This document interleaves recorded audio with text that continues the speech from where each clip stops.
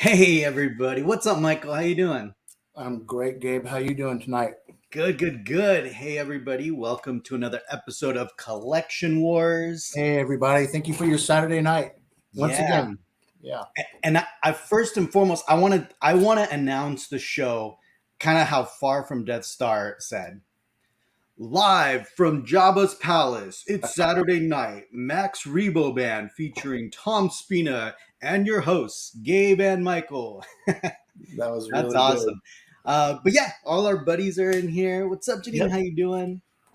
Star Wars Addict, what's up? Again, Far From This. Thank you for that lovely intro.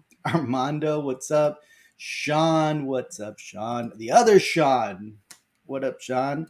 Eben, Chris, Jeff, what's up? Scott, the other Sean. Man, we're gonna have to like I categorize know. the Seans, right? Yep. Nilda, what's up, Nilda? How you doing? Pete, Big Cat Pete, what's up? Yes. And people are gonna be trickling along. Yep. Janine. What's up, Janine? Yeah, Yeah. Janine, yeah. Yep. Yeah.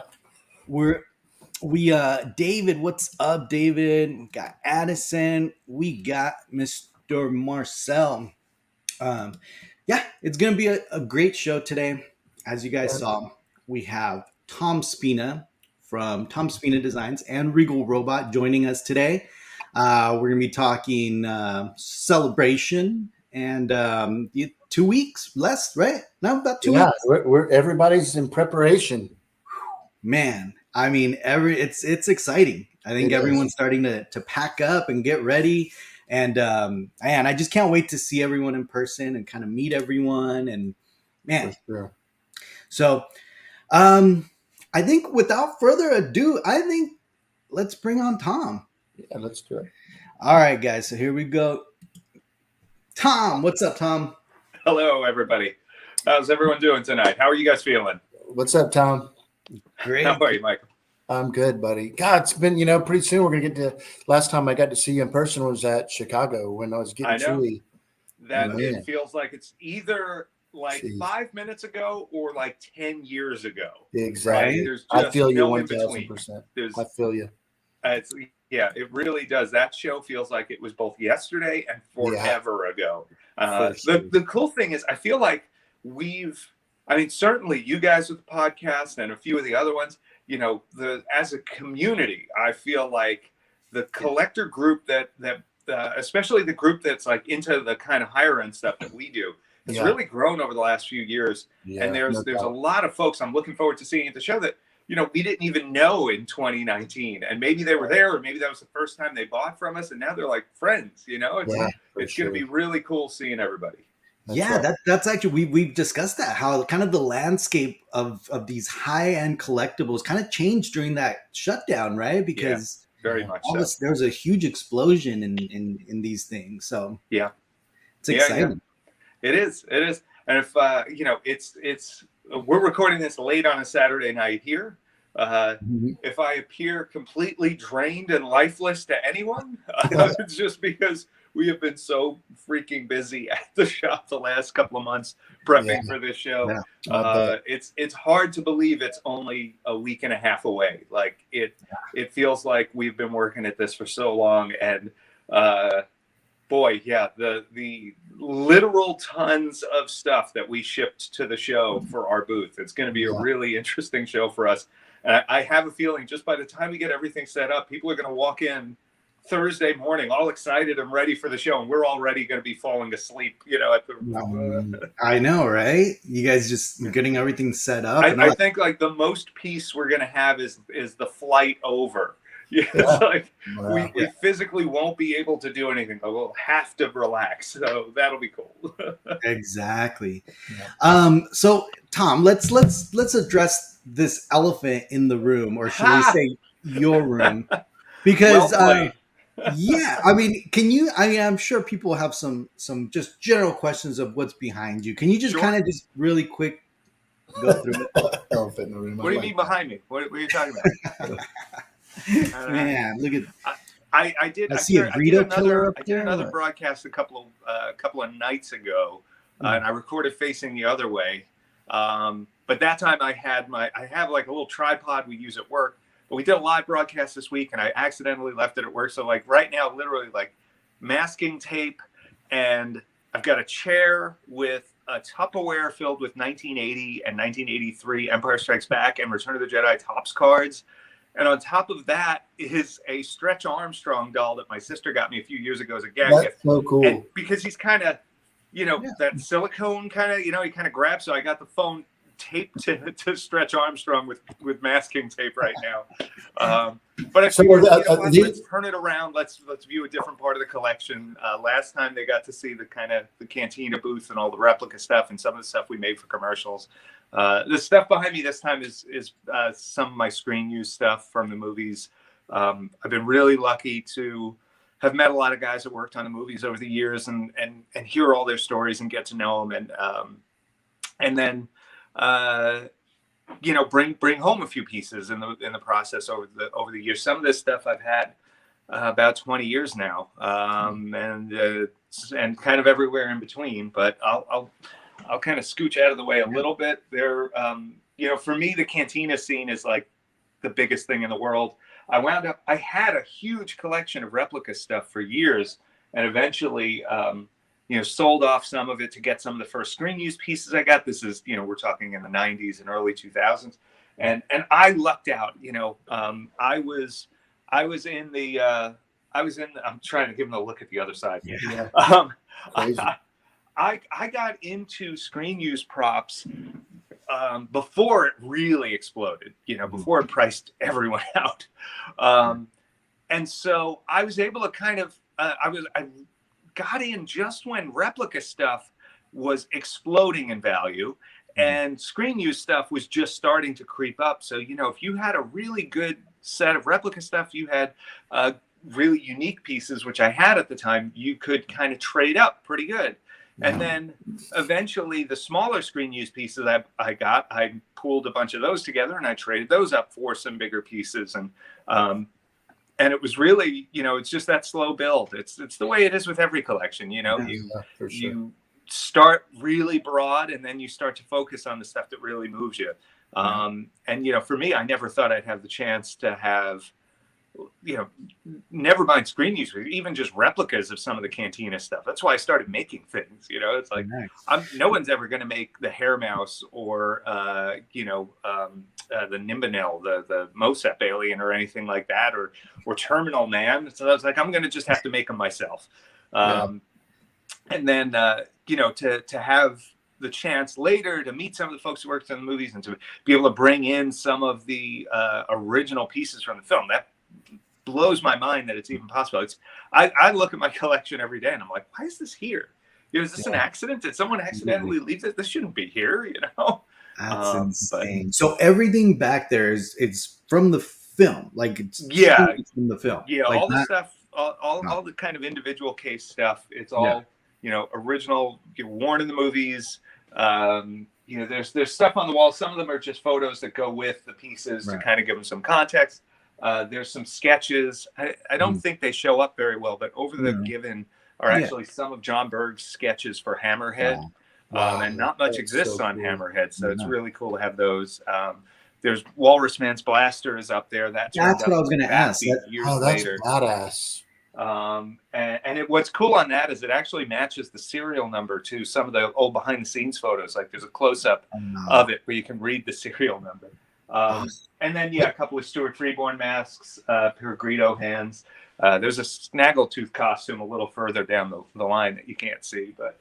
Tom, I know you've showed these a few times, this collection on certain channels, and I know that you have connections with people that can do revitalize or make these things good again.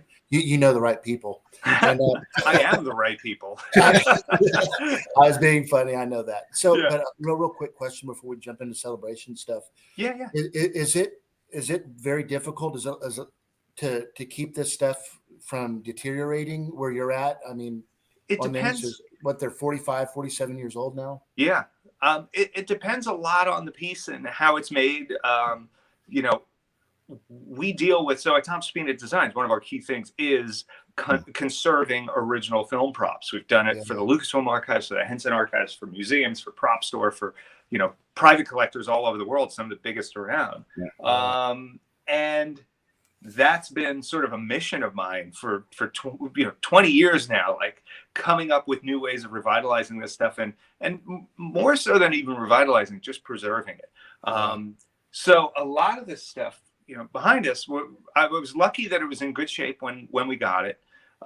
And I know how to care for it. I know what kind of support it needs. And I think that's the main thing, is every one of these was put on, especially the slip latex pieces. So like the band guide, the Given, the Duros, were put on conservation forms that are made to fit the piece on the inside, that support it and really help keep gravity at bay, that support the bib, so the bib isn't pulling down on the neck and stressing the face and all of that stuff.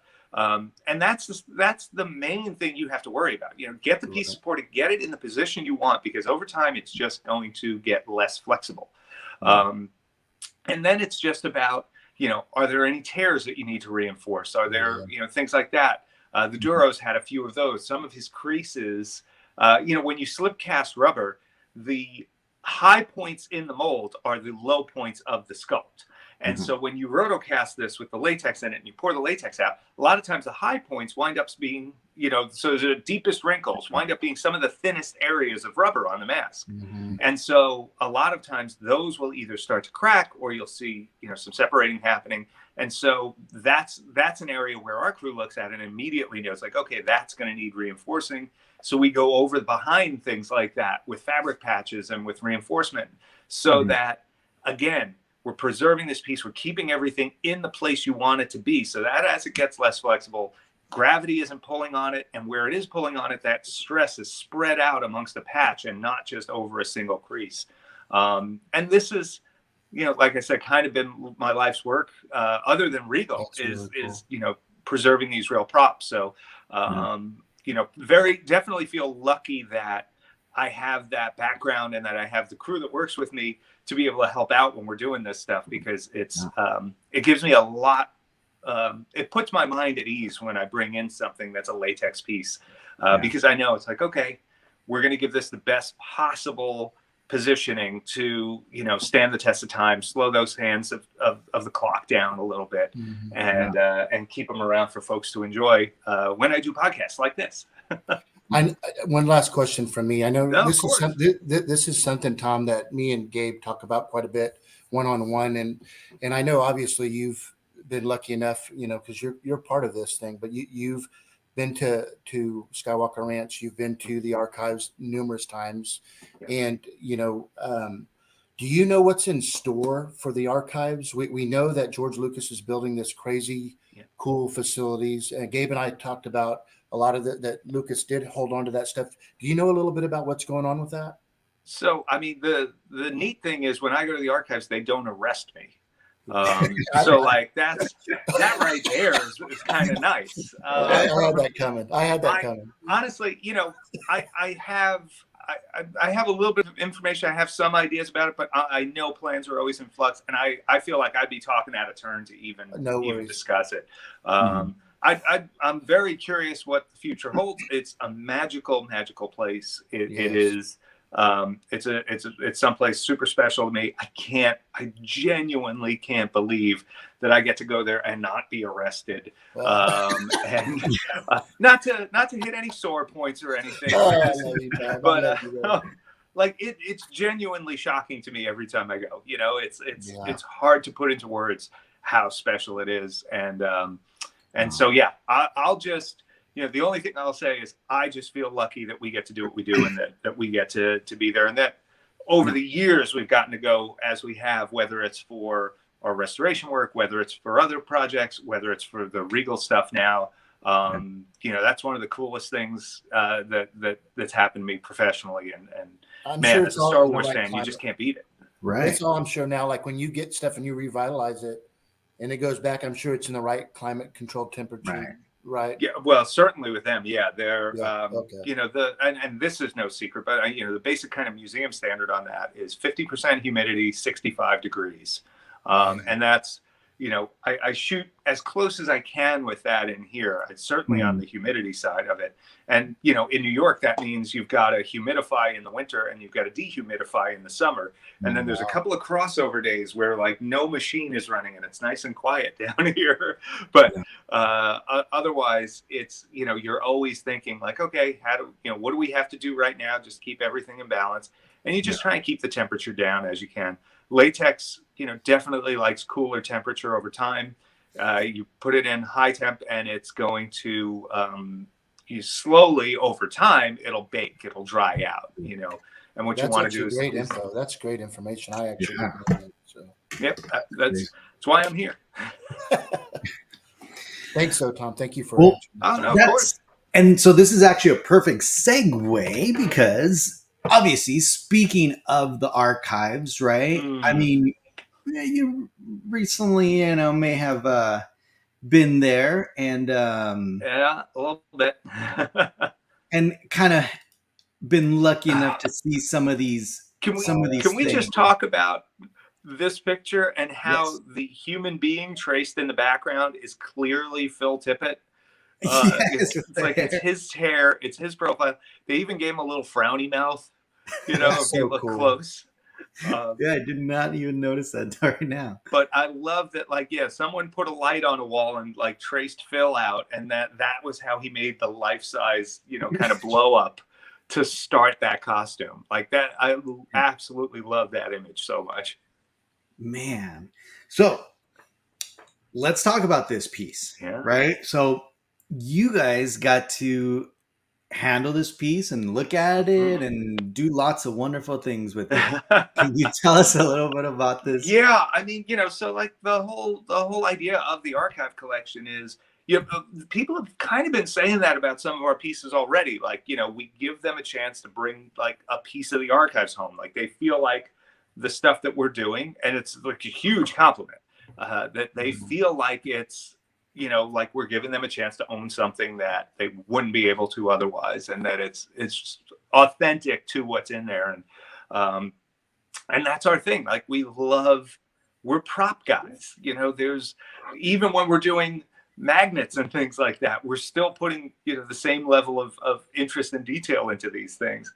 Heck, there's probably, not half, but there's definitely a bunch of our magnets that are, rendered from scans of original props and things like that, because it's just, why wouldn't you if you could, I guess is a way to put it. Right. But so one of the things we've been dying to do is expand our Maquette line. We had plans on it for a long time. On previous archive strips, we had done extensive photos and measurements and color matching on a pretty big bunch of the maquettes, at least a dozen or so. And we've since been able to go back. And of course, this all traces back now. Everything sounds new right now. It's like, oh, it just happened. But a lot of this stuff traces back a year or more. But we've been able to go back and to use high resolution scanning on just a ton of the maquettes, because I think those are some of the coolest things in there. We of course have paid plenty of attention and done tons of research on the props, the one-to-one masks, some of the characters, everything we possibly could. But the Maquette line, it's nice. It's like, it's manageable. It doesn't take up your whole room, and you got all this great variety. And as a bonus, they all trace back to the old making of specials that I watched nonstop to learn how to do this stuff. Like that picture there. So that's a still from Star Wars to Jedi, the making of a saga, or they might have had a shot like it in Classic Creatures. But so Phil pulls up the Max, looks at it, puts it down, and he takes a big pair of scissors and he starts shaving away the shape of Max Rebo. And as a kid, for whatever reason, I thought that thing was covered in fur. I thought it was black fur and he was trimming the hair on it. And I'm like, is he trimming the hair down? And then he's going to put latex on it? Like, I had no idea what's going on. And of course, years later, when we got to restore the costume, we learned that that's actually black Scott foam, which they used a lot on fabrication on big pieces back then. So that's like a reticulated foam rubber same sort of stuff you'd find in an air conditioner filter, or like a filter for a fish tank. And it holds shape really well. It's not super heavy because it's got a lot of air in it, and it's real easy to trim and shave down. So, you know, Phil glued together a bunch of chunks of it, and then he's literally just carving with scissors to make the shape of Max Rebo. And it's something that I got to watch them do at Henson when I first got, you know, my first gig in the industry. They were carving up pig heads, and they were taking just chunks of foam rubber and a pair of scissors, and they made like a you know, like a Miss Piggy style pig head.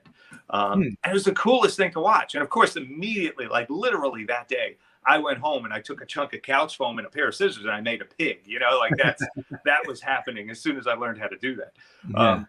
But anyway, you know, those documentaries really, you know, a lot of times gave us a glimpse at what could have been. They gave us a glimpse at these original concepts and these original ideas, the kernel of the idea that would become all these cool costumes and puppets and all of that stuff. Pardon me. And I don't know. I absolutely love that stuff. And I'm really glad. It seems like a lot of our fans do too. You know, a whole bunch of the Gamorrean Maquette has sold, the Mandalorian version that came from Tony McVeigh's mold. A whole bunch of the Tauntaun Maquette that came from Phil's mold have sold at this point. I don't know how many are left. I want to say it's like 50 or 60 out of 250. So it's like a good number of those have found a home. Our Jabba the Hutt Maquette sold out. And that Jabba is like the perfect, you know, it completely emblematic of that era and of that set of these maquettes. So, you know, to me, it's just the perfect thing to expand on. And the fact that we were able to get hands on with so many of them and get these high res scans and to be able to, you know, duplicate them down to, you know, what is it, 0.015 of a millimeter or something ridiculous. You know, the technology has gotten to a point, and the output technology has gotten to a point where you can get a beautiful scan of something, you can do your cleanup, you can get a beautiful print of something that's nearly flawless, and, you know, nearly a ready to go master that is so accurate to the original thing that, you know, it just makes sense for us to push forward on it. And then from there, you know, now it's just very typical for us: mold, cast, and then hand paint every piece. And that's what we did with Max. And that's the first 83 of them are done and on their way to Star Wars Celebration in a big, heavy wood crate as we speak. There they are. So that's the signature edition. The signature edition is 83 pieces, every one of them signed by Phil Tippett. The plaque, that is, not Max. Phil was the one who sculpted both the maquette and the life-size costume. The folks at Lucasfilm wanted us to do a serious, in-person only exclusive for this show. And it was talked about, you know, maybe doing a character that you couldn't get anywhere else. For me, it was really important that people who couldn't get to the show still had a chance, at the very least, to get the maquette, even if they couldn't get, you know, this particular edition. And we kicked around a few ways to do it.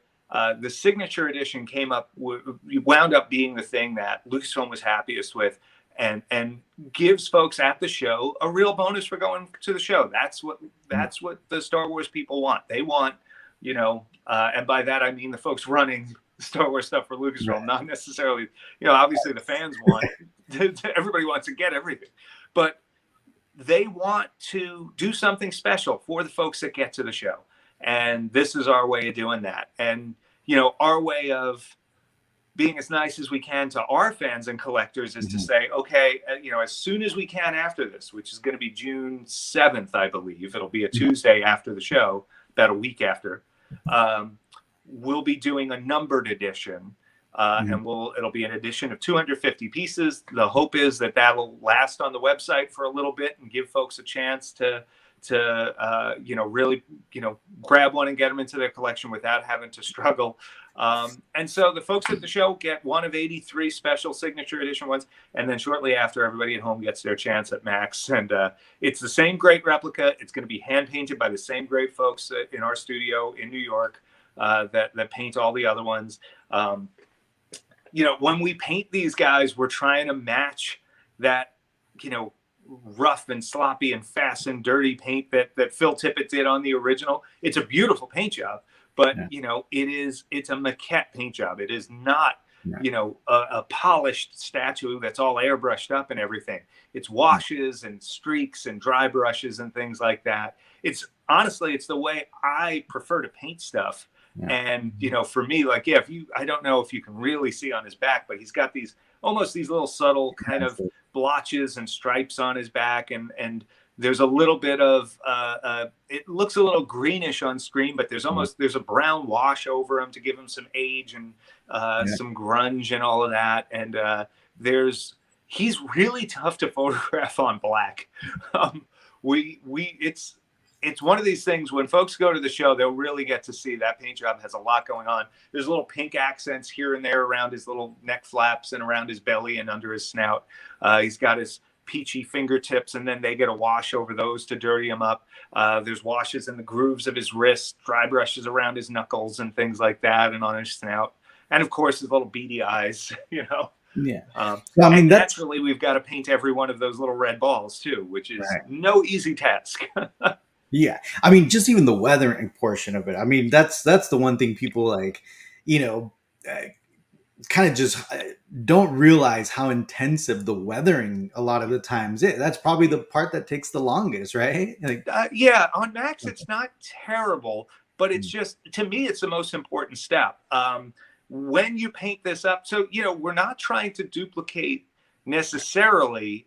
It depends on the piece, but generally, at least with Max, we didn't want to get exactly how he is right now, because he has a little damage or he has a little dirt or whatever that maybe wasn't their time of production. We want to try and capture how that thing looked in production, but without a little bit of distressing, without a little bit of aging, they look, he'd look very pastel. His base colors are pretty pastel-y blues, and some of them are pretty intense. And there's some like purpley pinks on them and things like that go on as washes, that they're bright pinks that look purple. But stuff like that would look a little garish if you're not toning it down after. And to me, that's the way you sort of settle a piece like this in. You've put on all these disparate layers, and then at the end, you kind of give it this one tone that just brings it all together, settles it in, and makes it go from a painted toy to a real artifact. And that's always the push on this stuff. And kind of speaking of that, Tom, because obviously we could see here, let me back it up.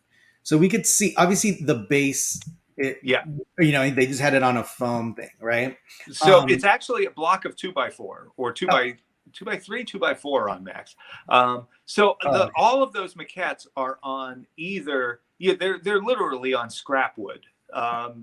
There's only a few of them, like the Jabba the Hutt, where they made the base actually themed. Right. The rest of them are on either pieces of plywood, pieces of 2x4, pieces of 2x3. And our thought was, in order for this collection to look right on people's shelves, as cool as the various bases are, what we decided was, let's take the overall sort of top-down shape of the base for the most part. And, if it's a square, it's a square. If it's a rectangle, it's a rectangle. But let's give them all the same profile, 1.5 inches thick, which is what Max is on. And that's very similar to the size of the base he's on. And instead of going, plywood or rough painted up wood or dirty, plastered up wood or things like that, let's just make them all clean black. They've got a little bit of wood grain on them. And I think what it'll do is unify that collection in a really cool way, but still be pretty faithful to the shapes and forms that the originals are on, without being, some of them are tough to display because some of them are on really awkward sized bases.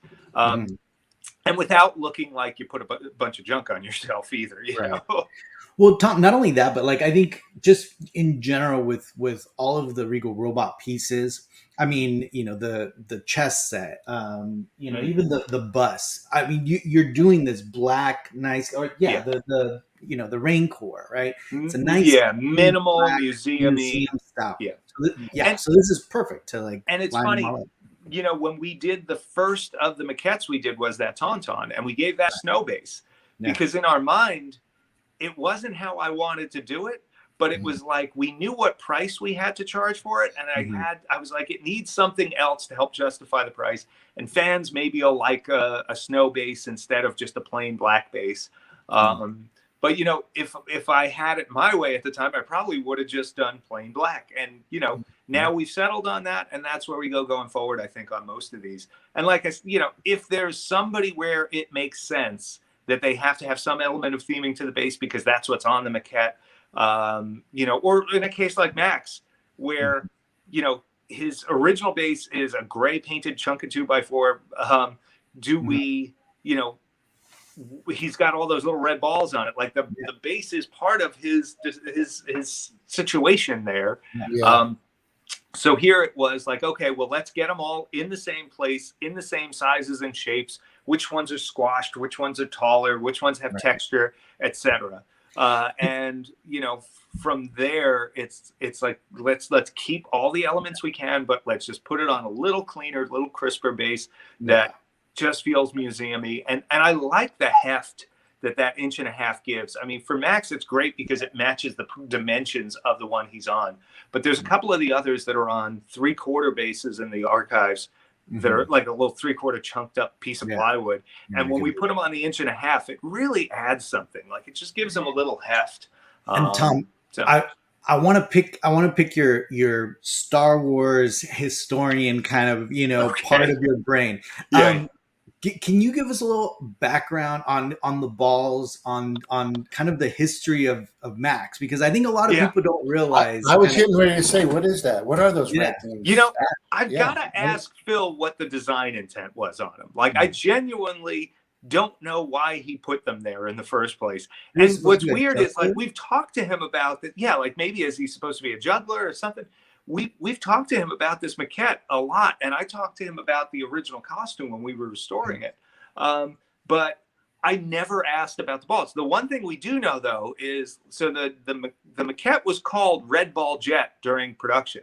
Like that was Max Rebo's name until, you know, it was until much later that, you know, when he was going to be a toy that they named him, I guess, or probably just before, you know, later in the production anyway. But so when Phil was making the costume and when they were making the maquettes, everything, he was just called Red Ball Jet. And Phil said that it was Joe Johnston that gave him that name. And it was because he had the little red balls on there. And Joe Johnston was referencing the sneakers from the 50s and 60s, the Red Ball Jet sneakers. I think it's probably more 60s. And if you look on YouTube, you can actually find like old time TV commercials for Red Ball Jet sneakers that are awesome. You know, they're like promising you like, buy these sneakers and you can jump higher and run faster than all your friends. You know, it's like all stuff you'd never get away with. But it's so cool to go back and look at that stuff. And that's where the name Red Ball Jet comes from. Yeah, and we did cool. It's on the plaques. That's cool. Yeah. And then on the plaque, so that's only for the signature one. That was another thing from Lucasfilm was we did get to put that on there for that. We wanted to, I love, you know, that sort of stuff. But generally speaking, when it comes to products, they're pretty specific about, you know, keeping the trademarked names and things like that. But for the signature edition for Celebration specifically, they gave us the okay. So I was like, I'm going to put that everywhere I can. Yeah. Now that looks good too, right? Yeah. The signature looks good on there.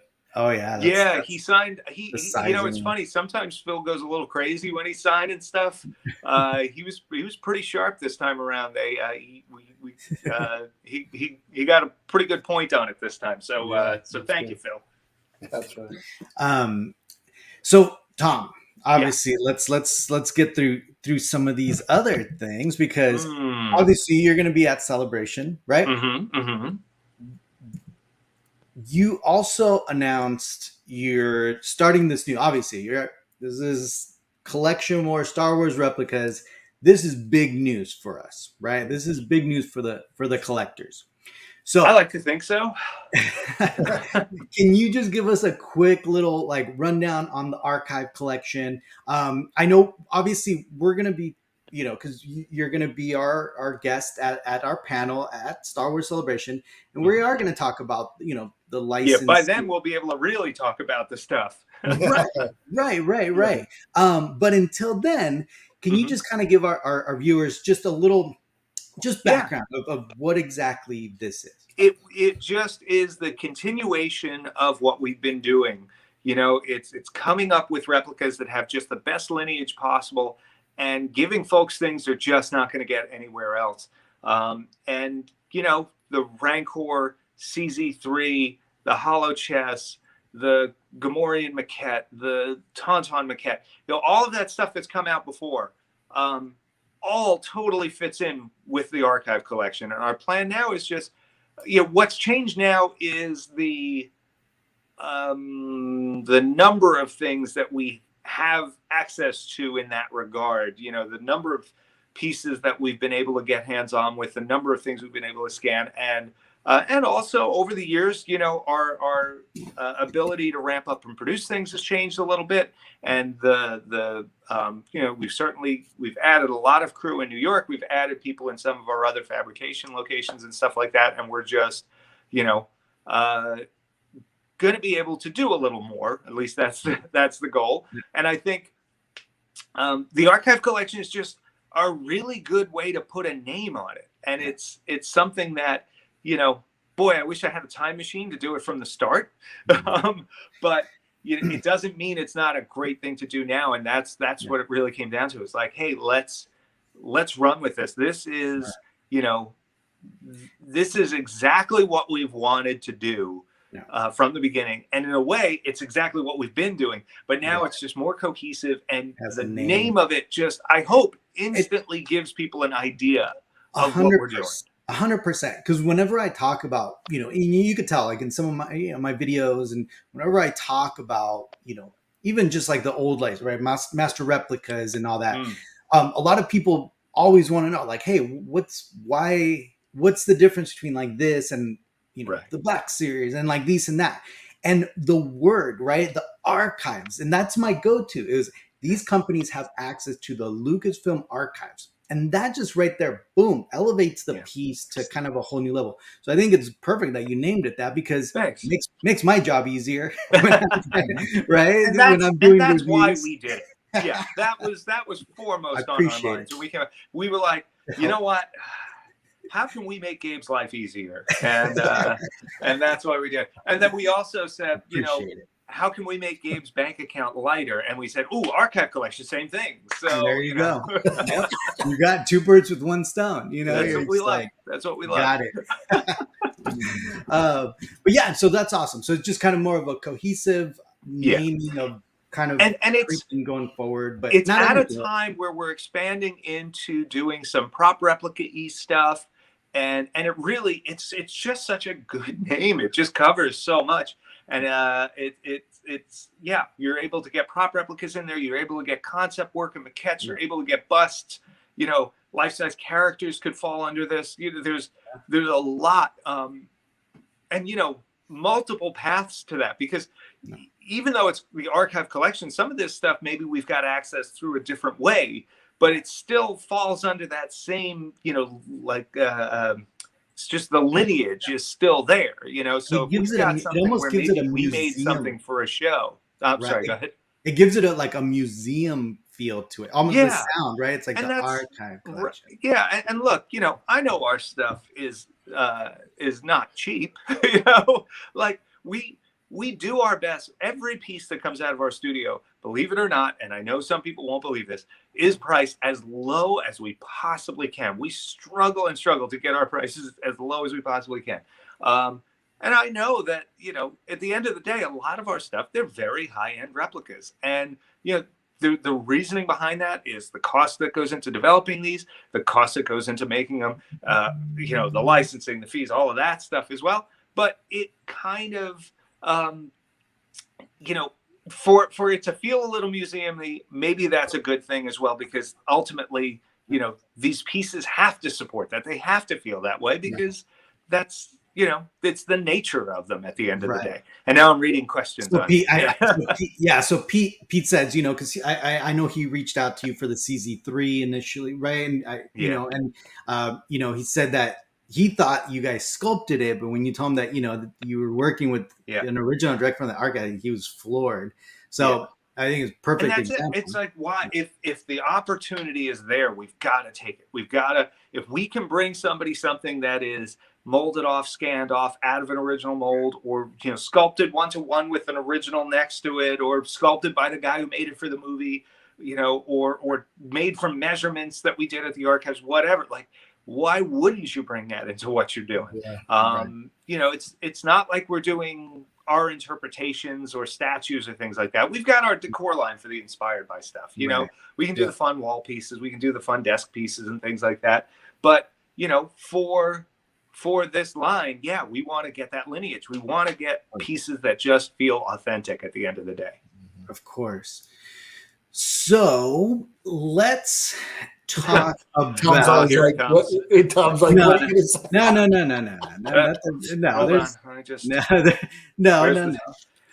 Where's the end of the tape? I'm just gonna, just so I don't accidentally say.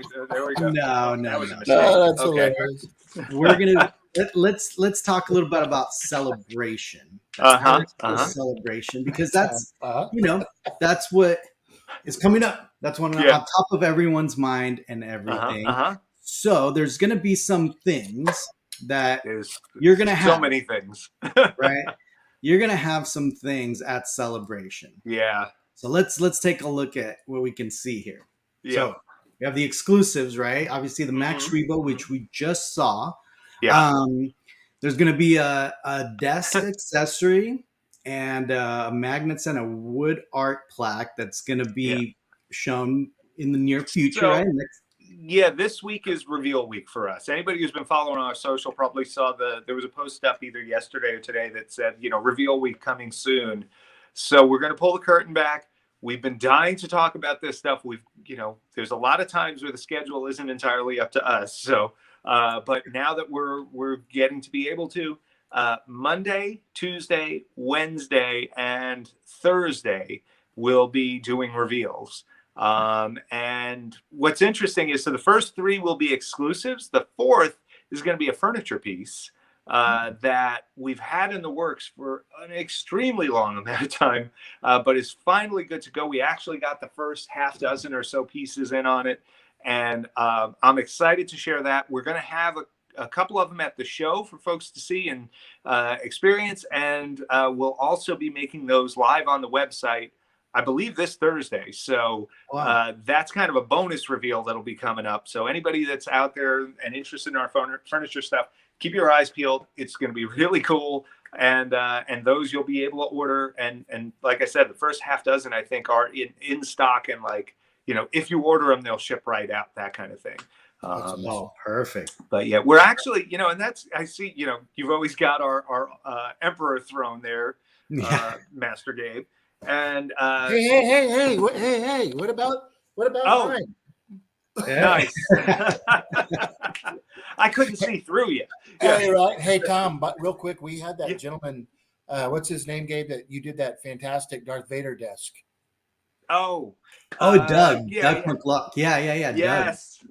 Yeah, he's proud. He's proud of that thing, man. He had the LEDs going off. He's such a great guy. That was so fun working with him on that too, because we come up with, when we do a project like that, we'll come up with 10 or 15 different sketches and designs and run things back and forth. And we did like 2 rounds, I think, of design on that, where we did our first round of sketches, and then he picked a few things he liked, and then it was like I put my kind of 2 cents in. It was like, we'll take this from this one, that from that one, put these together, and we saw him. Real fun. He showed us the sketches and everything. He was just like, we tried like some wacky stuff too. So it's like we always try and you give people what they think they want, and then we give them what we think they might want, and then we always throw a few in there that we just think are fun. And but it really is kind of pretty often that they just grab the one we thought was fun. Like, the least intentioned one, the one that had the least thought behind it, that was just like, let's just relax and sketch.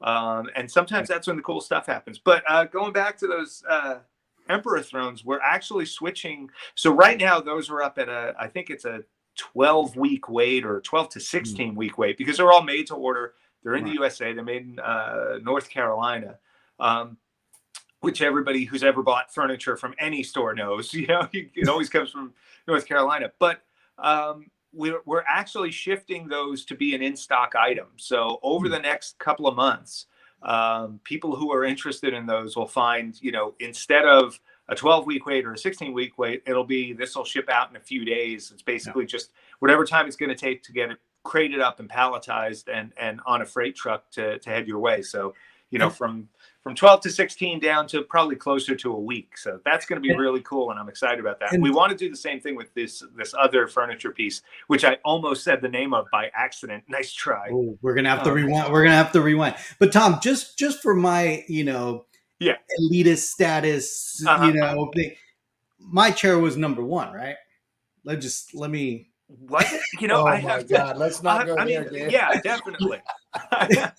Jesus. My throne was the first one, right? I mean, out there. I'm just. It had to have been. I can't imagine. I heard somebody else had. No. I'm pretty sure mine was first. You always have to bring the wars to collection. Why?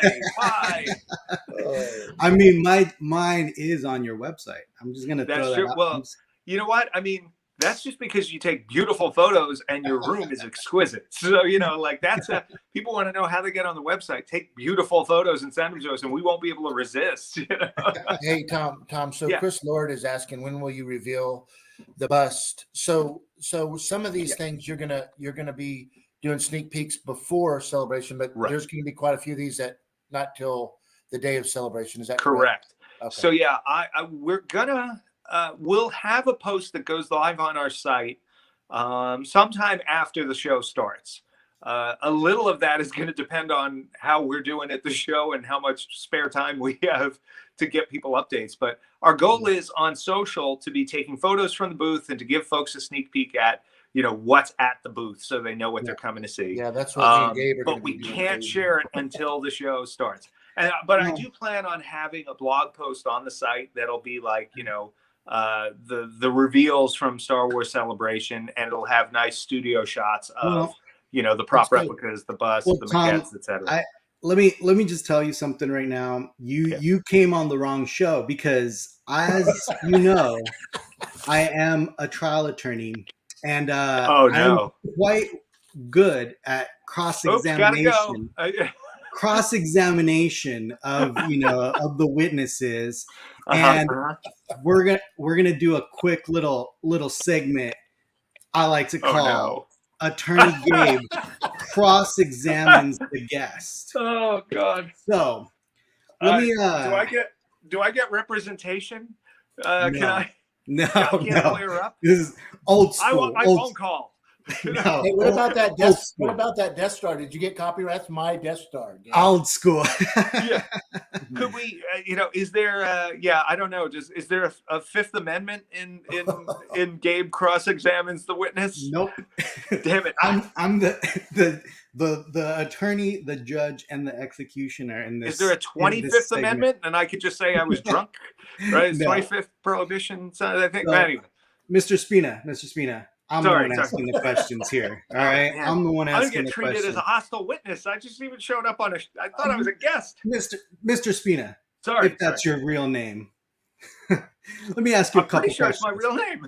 Isn't it true? On the thing. Isn't it true that you are the owner of Regal Robot? Yes, sir. That's correct. Yes, just a simple yes or no. Mr. Spina. I'm sorry, sir. Yes. Now, correct. Isn't it true? That's accurate. That is. Isn't it true that as part of Regal Robot, you have a license from Lucasfilm to create some of the amazing pieces that are in the archives? Correct. That's correct. That a yes? That's a yes. Now, yes. Now, isn't it also true? Can the stenographer read that back to me? Now, isn't it also true that in the last, let's say, few months, you and your team made a couple trips to the archives? Isn't that true? That's true. Yes. And isn't it true that some of those maquette pieces are actually out there on the internet for the public to see? I have no direct knowledge of that.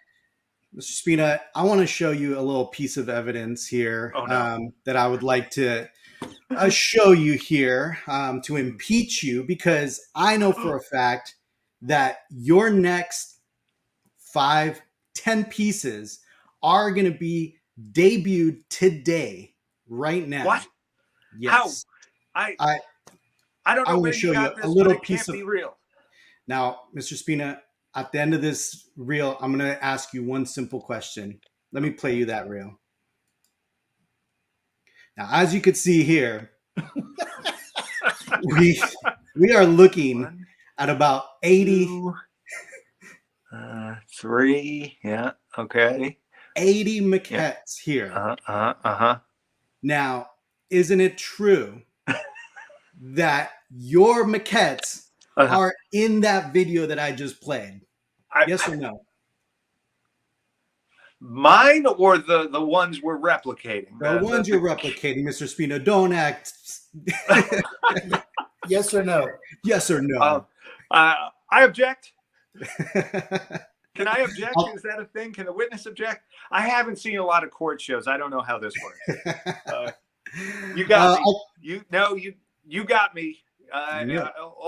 Old Ironsides Gabe. You figured me out. Yes. Many of the maquettes that we are currently working on might have been in that video. So, wow. You did your homework, man. I've been had. Great job, Gabe. No more questions. Seriously. Yeah. The defense well done. Well done. I thought I was going to have to tell him, you can't handle the maquettes. Right? Awesome. No. But yeah, no, but that's great, because that scene, I mean, really, remember, God. I can hear the music in my head as that video goes by. Right? Yeah, like totally. So, I mean, God, that was a lot of pressure. Do you do this to all your guests? No, that was I'm actually a lot sneakier when it comes to okay. in the courtroom. Of course. He's pretty good, Tom. I can see him working for Lucasfilm. Oh yeah, sure. You never know, right? Oh man. It'd be hard to leave sunny San Diego. Yeah. It's too nice. But yeah, I mean, look, guys, I mean, that's obviously, you're gonna have busts, you're gonna have replicas, and those are all gonna be announced pretty soon and all that stuff. But I think the maquettes, and I also want to bring up kind of price point for the maquettes, right? Because I think you're really developing your lines kind of.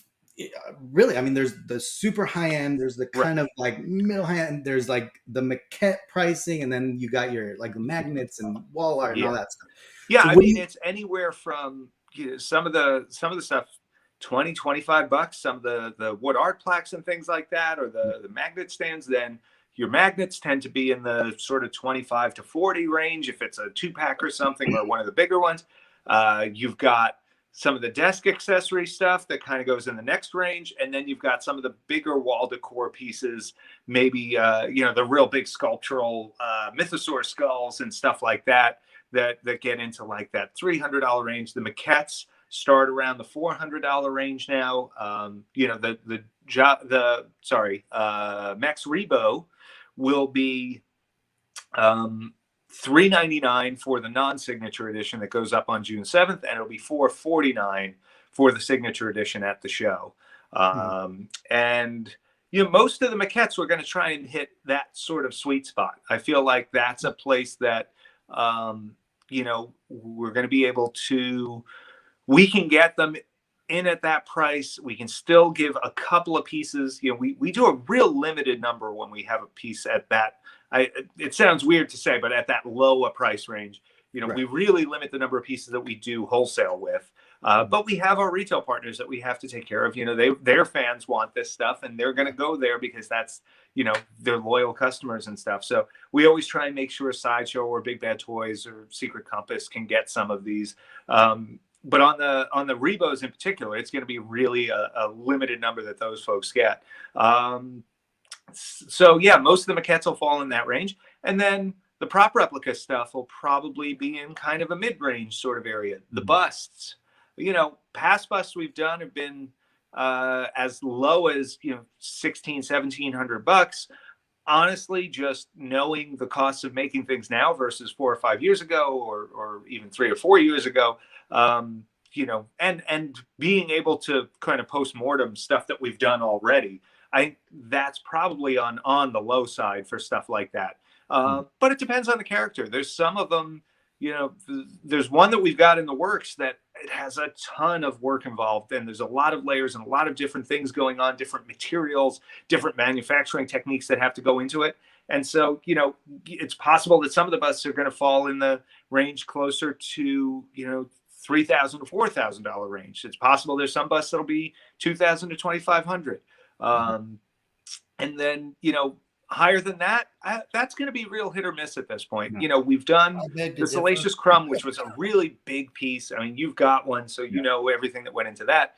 There's also obviously the extra layers of the people involved in that and all of that as well. But with the chess set, that was an elaborate build that was, the equivalent of 10 maquettes really in how we did them. And with a ton of effort up front. And of course, there you go. And of course, the added layers of, the original makers being involved and things like that as well. So I don't know that there's going to be a ton in that, super high range, other than, the random pieces. Obviously, the big Chewbacca is in that range because of the work that goes into that and the cost of the fur, the custom hair, and all of that. The big Tauntaun is up there because, look, that's a one-to-one Tauntaun that's gigantic, and there's a ton of hand fabrication work that goes into that. Essentially, the longer someone has to spend on it in our studio, the more we have to recover. And of course, the higher ticket the item, the more goes to the royalties and all of that fun stuff too. But ultimately, I think, like you said, we're going to hit ranges, and that's what we really try and do. When I always joke when we're doing our live streams, like I'll look off to the side where our boards are. And, we color code the board based on price. And if we put an item up there and, we make sure that we're not all red items everywhere. The red item is like the really high ticket item. There's, we want to have some orange and yellow and green and stuff on that board and blue. So it's really down to like making sure that we get a wide range of stuff on there and give fans of all collector levels stuff that they can go for, and that we get. Oh no! Oh, there you go. Oh, I love that. Yeah, that was such a fun little set too. I couldn't believe we got Lucasfilm to okay us doing that. That was. Somebody said that skull has a name. I forget the name. It came out of one of the Tales from the Jabba's Palace story or something. But they actually say who the guy was whose skull Luke picks up and throws at the switch, which is just awesome. But yeah, for me, it's important also, if we're going to have a big item like Salacious Crumb, which was last August that went up for sale, you'll notice we didn't put another $4,000 or $5,000 item up since then. We want to give everybody a chance to pay those off, to recover, us a chance to make them. We've got, I think 6 of them went out right at the beginning. We got to do the reviews and stuff like that. And then we've got the first 24 in the works right now, or the next 24. But we still have a long road ahead of us on making those. So that's going to be this summer's project, is just, a studio full of Salacious Crumbs being made for a long time. But it's going to be cool. And we also, there's another little sneak peek that we can show today. Speaking of, the tier systems and all that, the tiers. You put a little teaser on the separation. I don't know if anybody collection. will guess who that is. I mean, I don't know. That's cool. I mean, the 2 right there. I mean, The thing is, Tom, the one thing is only the true fans would understand those 2, that there's the 2 why arms. There's 2. Why there's 2 arms, right? And is that not the Regal Robot fan though? Is that not who we're aiming at directly with the stuff that we make?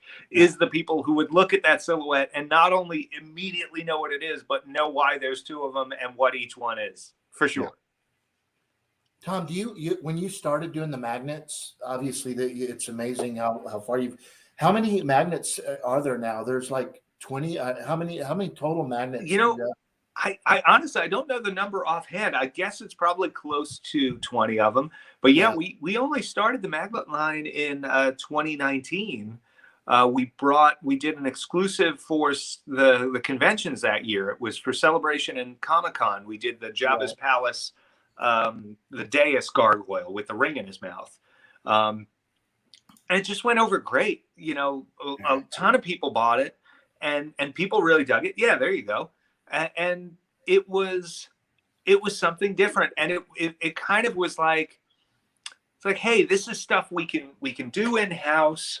We can put a little bit of that, you know, hand painted feel into everything on them and stuff like that, and give folks something that's more than just like a magnet with a logo on it or a picture or you know, one of those like, you know, kind of press molded ones where it's just like a relief or something like that. Like we're trying to do just interesting, fun stuff, deep cuts, you know, beasts and characters, things. There's this kind of parts of the galaxy thing we've been doing now where it's, you know, the restraining bolt or R2-D2's hollow eye or the Mandalorian's detonator there, the grav charges, you know, and it gives stuff that's propish in feel, but at a really great price. You know, for $30 you're getting a restraining bolt that's as close to the real prop as you know you can kind of get in that range, and it's also cool to keep your refrigerator from running away into the Junlin wastes after an old wizard. Those who might not have started to collect these magnets and want to get into it, do you still have all of the magnets still available if they wanted the complete collection? The only two that aren't available are the ones that were Comic-Con exclusives or convention exclusives. So there was a Luke Tauntaun. We do have a Han Tauntaun that is still available, but the Luke has the broken horn there. That's cool. And then the Jabba the Hutt gargoyle, the Deus gargoyle there. Those two aren't available just because those were exclusives. The rest of them, they're all there. You can get them, and I'm sure the exclusives turn up on eBay and stuff like that from time to time. I really like that you did these little stands too, because I've seen people display them, like the ones that have been collecting them. That's cool. Well, and that's kind of the thing for me too, where it's like, I want them to be more than just magnets. You know, it's like we call them magnetic mini sculptures. There it is. It's right on the thing there.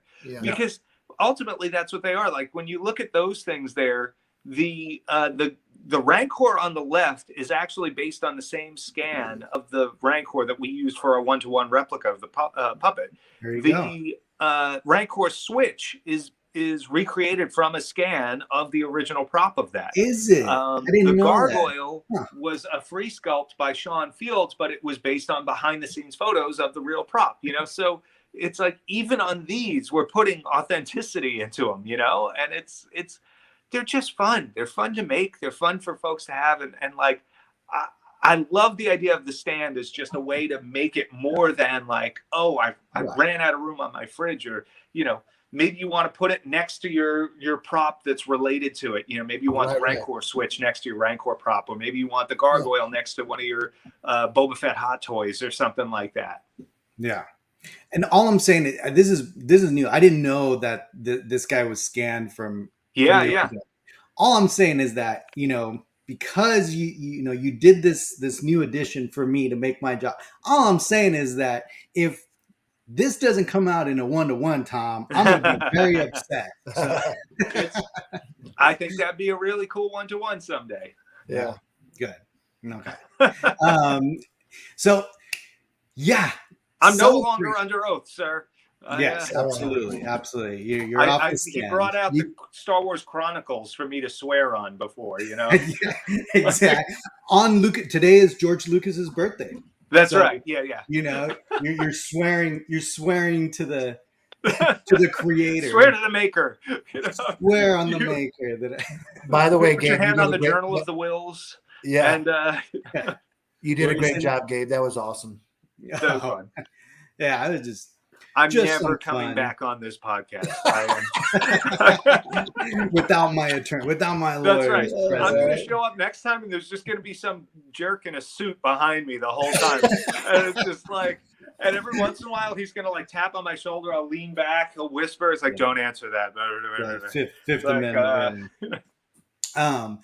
But so celebration, Tom. I mean, obviously, we're really excited. Your booth, 25. 30, 10 by 30 this time. Usually we're at 20 by 10 by 20, so 50% bigger than normal. What's the number again? 30. What's the the number is 2518. Sorry, I didn't know where you were going with that. Yeah, but I like knowing about 2518. Come and get us. 2518.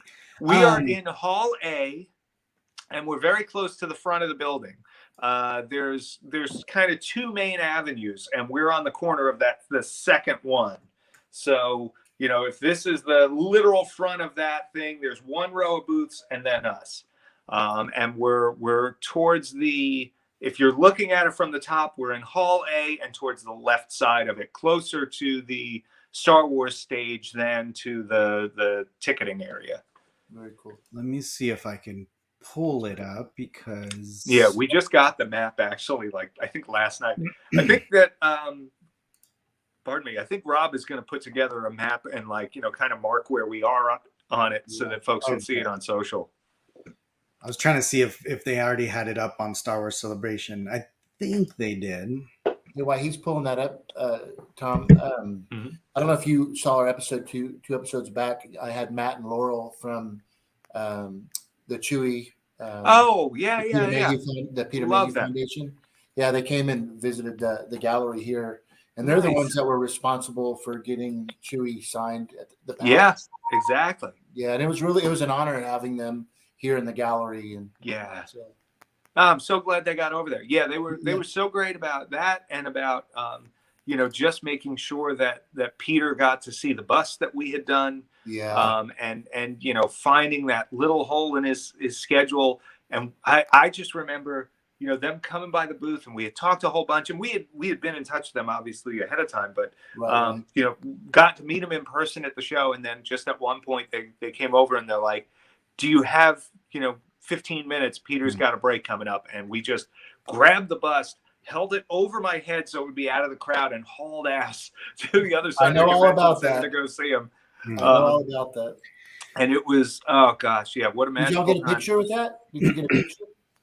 We did, yeah. Actually, it's funny. Someone, I think it was Peter's daughter, actually videoed the whole time where Peter was looking at it and talking about it. He was so gracious. He was so happy with that bust. It was, man, it made my day. And Angie pulled me aside after and was like, he hasn't lit up like that in weeks. This was so great.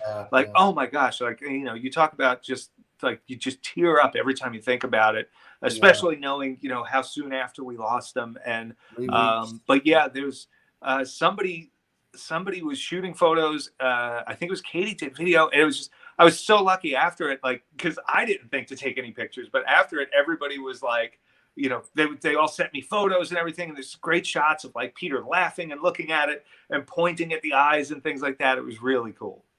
Yeah, that's awesome. Sorry. I just saw the mention there. Max will be gone by Friday. Right. That's why I wanted to bring that up, Tom. Yeah. I'd love to get feedback on this. So, our thought is on something like that. This is a high ticket item for a takeaway at a show anyway. And it is, a limit of 83 is a small number, but also could be a big number depending on how you look at it. Our thought would be, going into it, certainly the first few days is, one per customer kind of thing. I'd be curious how folks feel about the idea of, whether we do something, because we do this a lot of times with the exclusives where, and sometimes you almost have to, because you can't keep all your stock at the booth and you got to restock in the next morning.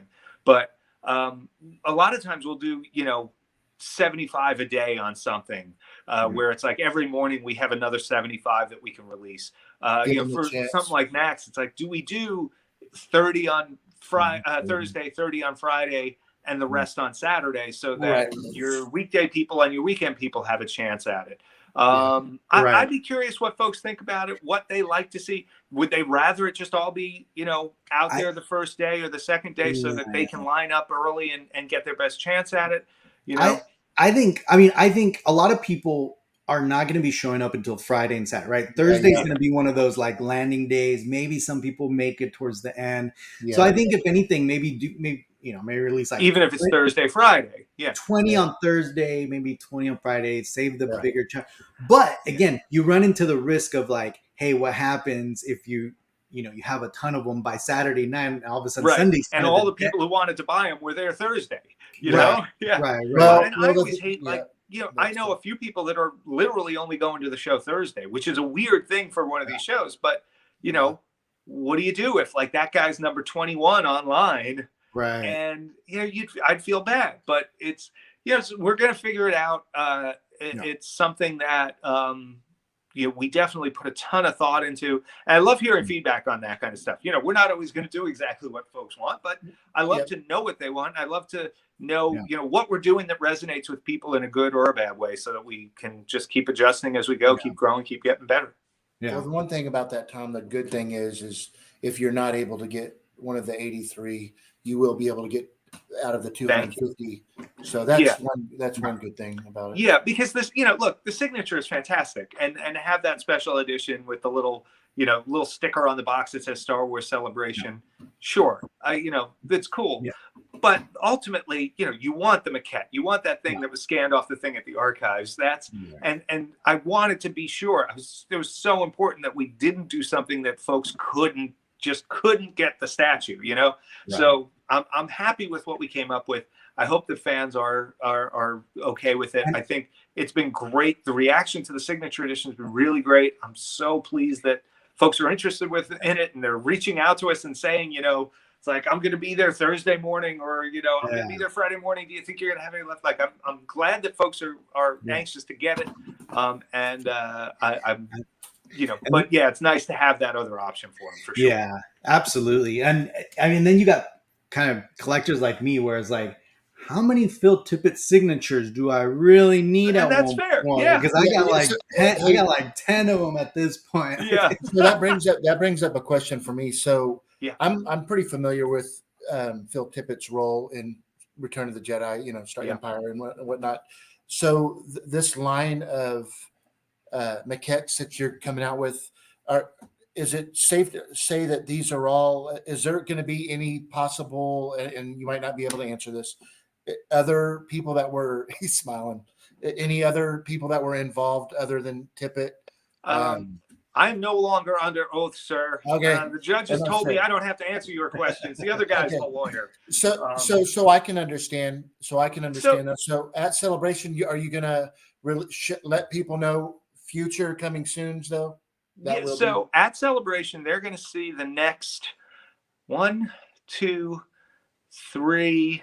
So they're going to see the next 3 maquettes after Max Rebo. That's exciting. So one of them will be a fully painted, ready to go. It's actually a paint sample. So it's like that's gone through mold, cast, and test paint, and paint mastering. And this is what you're going to get. There's another one.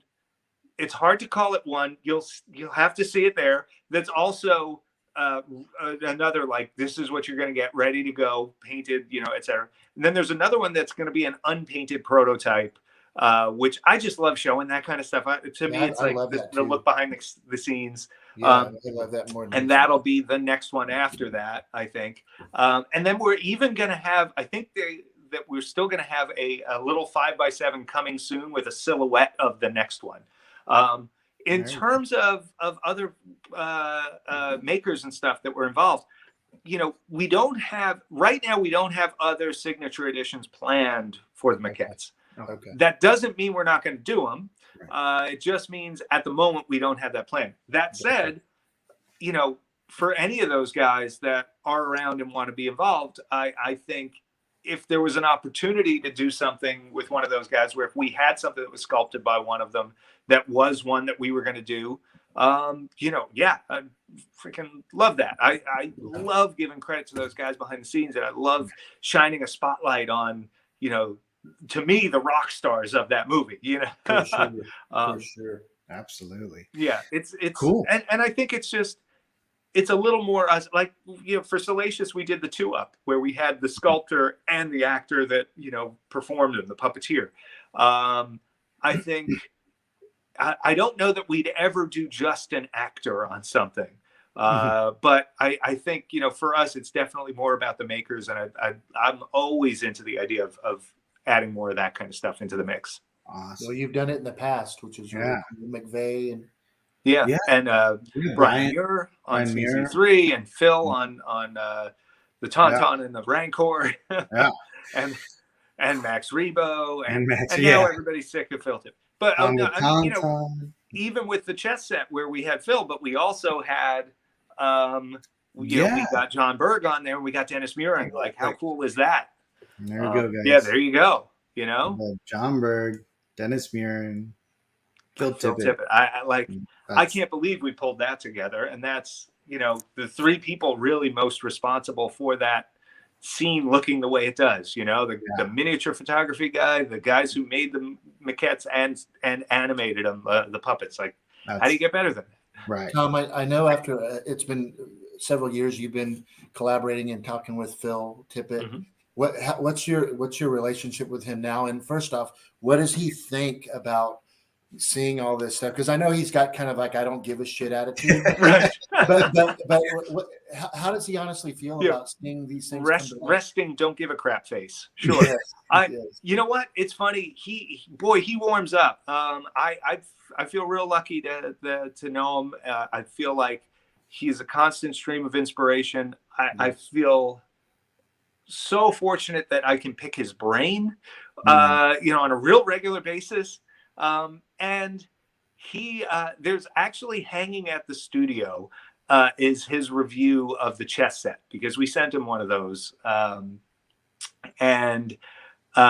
What's great is he sent us a picture of him with the chess set going like this, you know, because that's how he does it. But the review is like caps and exclamation points and, you know, just effusive and, just about the nicest thing anyone could ever say about the work. And coming from him, who made the stuff and who, you know, recently remade the stuff and knew these things intimately, like that.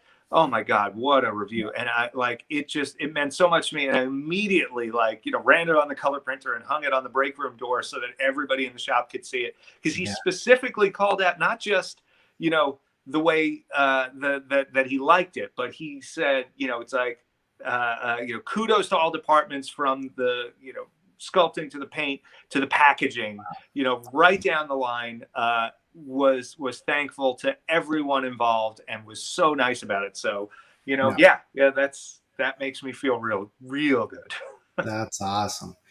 And Tom, also, that speaking of packaging, because I did catch your interview that you just recently did, and I know you already mentioned you guys are already working on the laser cut insert, like, right? Like, you guys already kind of have that. Yeah, the die cut insert for it depends on the piece, but where it makes sense now, we're I don't know if it was on your live, or maybe it was one it was one of those. Max, it's for Max. He ships with, it's a 7x7 gloss black box with the tuxedo label, which is the standard, packaging design from Lucasfilm for the high-end collectibles. And within that is a 7x7 cube, 7x7x7 cube, 3 dimensions, die cut for Max's perimeter, with bubble plaque, folded COA on top with the fold out that shows the archive collection info, and then the COA about the piece, signed by me, hand signed, everyone. I vandalize stuff all the time. It's just Tom's tagging things again. He's lowering value. My room is littered with. Oh gosh, my room is littered with these. I love the people who are like, I think that's printed on there. It's like, no, we literally handwrite those. Like, and there's some of us don't have the best handwriting in the world. So like, some of them look like a ransom note, you know, it's just like, it should just say, you know, thanks for the order. Please leave $10,000 in unmarked bills under the bridge, you know. That means a lot. Or your credit card. We do accept payment plans. Right. That's right. Yeah. No cops. You know? Yeah. On a serious note, people love that that personalized signature from you. Thank you. Yeah, no, it really is. It really is. And my first experience with it was with the chair, right? When I got the chair delivered, you know, it had that, you know, handwritten, you know, thanks note. And I was like, wow, this is awesome. And that was my first kind of, you know, major purchase through Regal Robots. So, it's the old Kenner, you know, we really do care, you know, like that's that attitude I want to have. I want people to know, like, Christine at the shop always says this. So a lot of people, if you're emailing us or if you're placing orders, you're getting either Christine or Tracy or Katie most of the time. But Christine always says, when people talk about what we're doing, if they question the price or anything, she's like, I can tell you who painted that. You know, it's like, not just like, oh, it was made in China. We made 10,000 of them. They shipped over. And it's like, no, Max made that. You know, it's like Max cast it, Max painted it, or Matt cast it up and then Max painted it, or Melissa painted it, or whatever. Like, we know exactly who worked on every single piece that we do. It's all, we've said from the beginning, from our hands to yours. It's why we always use the hand shot so you can see scale on stuff. And in fact, that's exactly, is again, great point, right? This is why I wanted to have you on this panel, Tom. So again, you guys, if you're at Celebration on Saturday, right, May 28th, we're going to have a panel and Tom's going to be on there, and Tom's going to be talking about kind of that process, right? From what did you just call it? From our hands to yours. Like, it's it literally, you know, these things get they're you know, if they're cast, they're hand cast, you know, you're pouring things in. It's not like in some big machine. One by one, they're getting sanded, they're getting magnets glued in, they're getting hand painted. Maybe it's 2 or 3 layers of paint. Maybe if it's a maquette, it could be 10, 15 layers of paint. You know, it's getting clear coated, handed off to someone else who's then hand wrapping it, putting it in a box, hand assembling the box. You know, this is all of that goes into every single piece we do. We'll talk about it. Yeah. And you're only going to have 20 minutes, Tom. Yeah, I know, exactly. I'm out. Don't be hogging up the whole hour, Tom.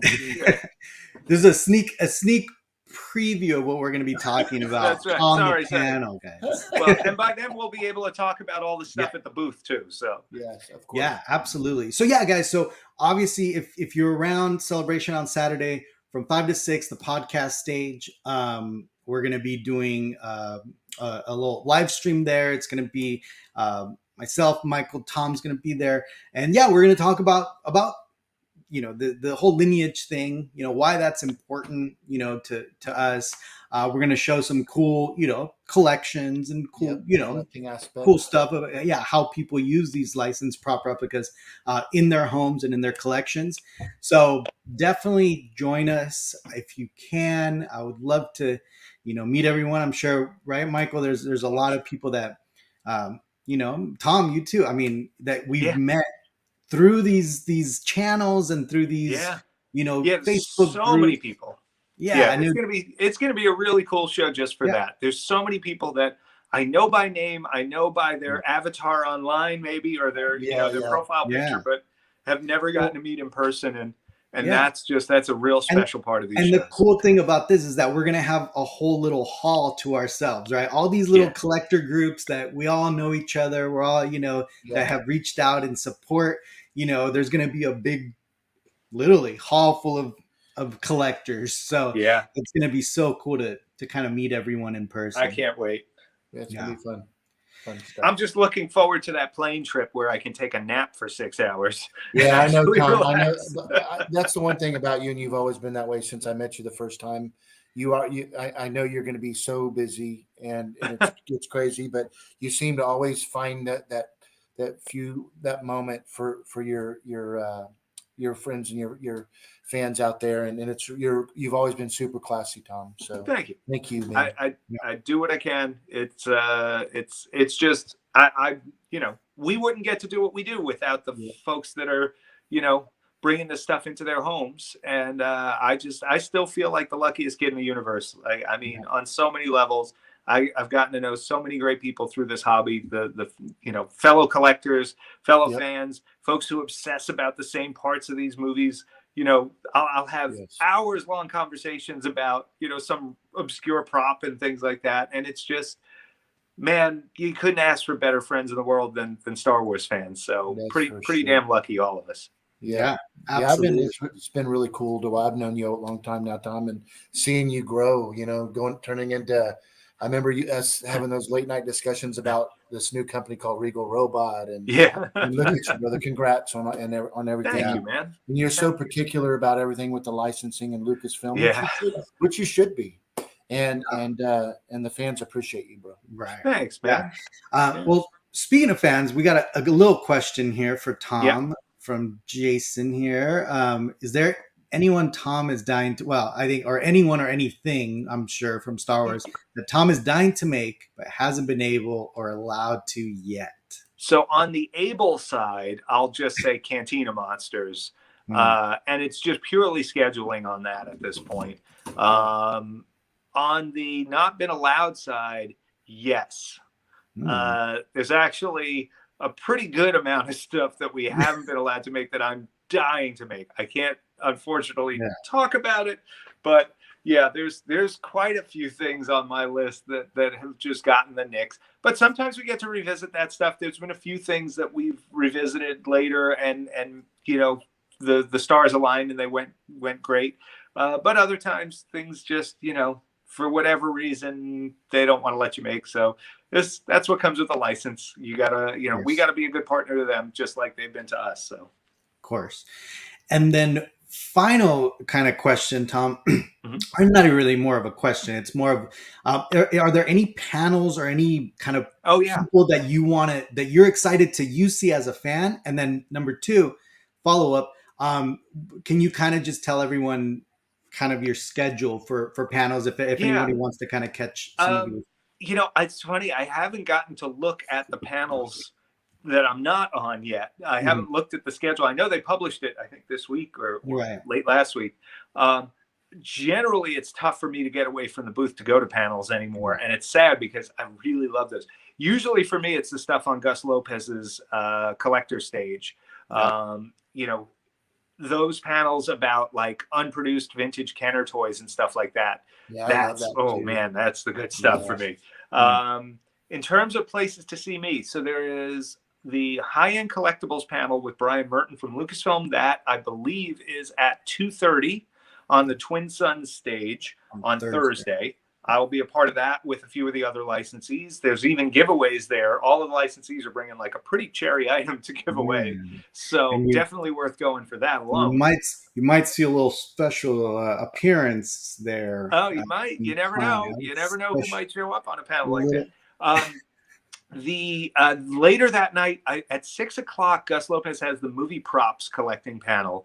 I am slated for that, although I'm tentative just because I got to see how the booth is going that day.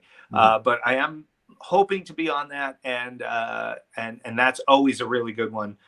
Brandon and Steven from Prop Store are on that. Gus Lopez is on that, super collector and super guy. And Dave Mandel, who's the showrunner for Veep and Curb Your Enthusiasm and stuff like that, is a major Star Wars collector, longtime friend of mine, collector friend, and also a client of ours. He'll be showing some of his Star Wars stuff that, will blow people's minds. Saturday, I have the panel with you guys, which is the podcast stage. Is that what time? 5:30? Podcast stage 5 to 6. 5 to 6. I'll be there. And I'm trying to think if I have another one Saturday afternoon. I don't think I do. On Sunday, I have the making of Return of the Jedi Creatures on the Twin Suns stage. That is from 2 to 3 p.m. And it's with me, Jason and Gabe from Blast Points Podcast, and Amy Ratcliffe. And we have a special guest of Kirk Thatcher, who is one of the most fun, interesting guys you will ever meet in your life. Yeah, he is that guy's a funny. writer, director, producer. He's worked with the Muppets. He got his start on Return of the Jedi, and he has all the good stories about making those creatures for Star Wars Return of the Jedi. So remember he was on here with us for Salacious. Remember? Yeah, you were on that show. You were on the show, Tom. Yeah. I bring him around anywhere I can. I just think of him as the guy with the mohawk. That's right, the punk on the bus from Star Trek 4. Yeah, How great is that? Which he recently replayed, right? Right? Yeah. So I love it. But yeah, so he'll be on that with us, and we're going to have a really good time talking with him. And it's actually what I'm supposed to be doing now is working on the slides for that panel. We've got all kinds of behind the scenes photos people haven't seen before. So if you like rare behind the scenes photos, that's the one to come to. And then booth 2518, come find me at the booth in the in-between times. Hopefully, if we're not completely crowded, I can actually have a couple of minutes to take a breath, talk, say hi. And I just can't wait to see everybody there. For sure, man. Awesome. Well, Tom, thank you again for taking some time to jump on here. It was lots of fun. Yeah, thank you. Got to we pried some of those Maquette, the future Maquettes out of you. The judge said I had to answer those questions. Do any of the Maquettes have hair? I would say it is safe to say that some of the Maquettes will have hair. That's badass. Yeah. All right. Well, there you go, guys. Well, thank you, Tom, again for joining us. Like Tom said, obviously, go to the booth, go say hi to Tom, go say hi to the Regal Robot team. They're all going to be there. If you're going to be there, go pick up one of those Max Rebos.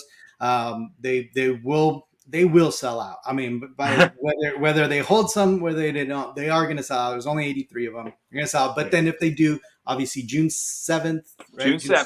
June 7th, you'll be able to purchase it online. The limited keep edition. Keep an eye on our website. We'll be updating people with what's coming out. And if you go to our website right now, you can sign up for the mailing list. We don't email a ton of spam out. It's like, once every once in a while, we'll put out an email only when there's really good stuff to share or coupons or things like that, which are rare. So just go to the website, add your email to our newsletter list, and we'll that's the best way to know what's coming. It's going to, anytime we put something big or new up, you're going to see it first that way. There you go. And guys, don't forget, if you're there on Saturday, come say hi to us at the booth, or if you just see us walking around, for sure. Make sure to stop and say hi, but definitely try to swing by our panel on Saturday. So cool. Yeah. All right, guys. Well, everybody have a great night. Michael, always a pleasure hanging out with you on Saturdays. And Tom, again, thank you so much. And those things in the background, I mean, man, why do you do this to us, Tom? Why do you do this? Well, I didn't want Michael to have the best collection behind him today, so I had to try something.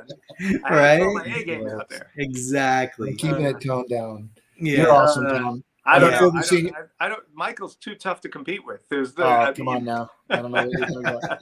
I look forward to seeing you soon, Tom. Absolutely, guys. I can't wait. I'll see you in a week and a half. Everybody, have a great night. Thank you so much for having me on. Absolutely. Thank you, Tom.